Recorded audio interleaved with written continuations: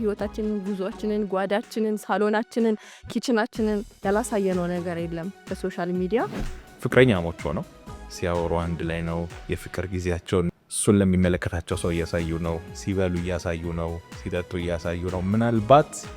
ላይቭ የሚሆኑበት ሰዓቱ ቢደመር በጣም በከፍተኛ ደረጃ ህይወታቸው ደጅ ነው ያለ ዘላችሁ ቤት ይግቡ ሁሉም ነገር ክፍት ነው የሚለው ነገር ስለ ትዳርህም ስለ ልጆችም ስለ ሙያ ስለ ኪችኑ ስለ ሳሎኑ ስለ ጌጣጌጡ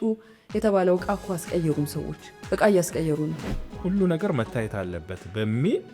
ይሄ ነገር እስከ መለያየት ያደረሳቸው ሰዎች በእነሱ ህይወት ውስጥ እንዲገቡ ምክንያት የሆነባቸው ሱስ የሚሆን ይመስለኛል ተራቢያለሽ እኮ የሰውን አቴንሽን እውነታው ህይወትና ያኛው ህይወት ላይ የሆነ ድብልቅልቅ ነገር እየፈጠረ ነው እዛም ቁጭ ስትይ ስለሚከተሉሽ ሰዎች ነው የምታስቢው ጋር ስቴጂ ስለሚከተሉሽ ሰዎች ነው የምታስቢው እንደዚህ የወንሽ ቤትሽ ቁጥር አንቺ ውስጥ የመነጠል ነገር ይመጣል እና አሁን ደግሞ ወደ ጋዜጠኛ ትግስት በጋሻው ይሄዳለው አዎ እንዴት ነው ሃይ ባያቸው ላይ ብለና ምን ተፍረቲ ሃይ እንዴት ናችሁ ደህና ናችሁ አመሰግናለሁ አልኩ እና የሆነ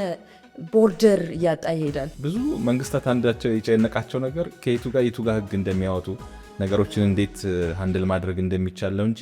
አሁን ያለ ልጆቹ ፈቃደኝነት የወጣ እንትን ነው ግን ሪል ሞመንቱን እንዳልከው እውነተኛውን ነገር እዛ ጋር ፊል አድርገሽዋል አላደረግሽውም እንደዚህ አይነት ነገሮች ናቸው የሚታዩት እኛ ስናይ ከልብ ዋው ተዝናኑ እንላለን እስማ በቃ ላይፋቸውን ቀጭተው ነው የመጡት እንላለን የእውነት ግን እዛ ጋራ ቪዲዮ ሳይቀርጽ የነበረው ሰው ነው የተዝናናው ከልቡ የላይቭ ሱስ ምንድነው ሁሉም ነገር እንዳያመልጥ ሁሉም ነገር ተከተሉኝ ነው በቃ ውሎዬን አዳሬ ረስተው በዛው የተኙ ሰዎችም አሉ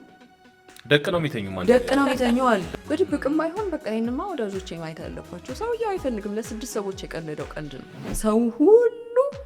ስልኩ ላይ ነው የተባለው ኢቨንቱ ላይ ሀዘኑ ላይ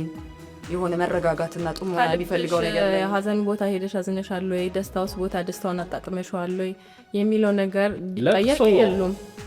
ለቅሶ ለአፑ ነው አሁን የምታለቅሽ ብለሽ ቆይ ይሄ ቪዲዮ አይሆነ እንደገና ብለሽ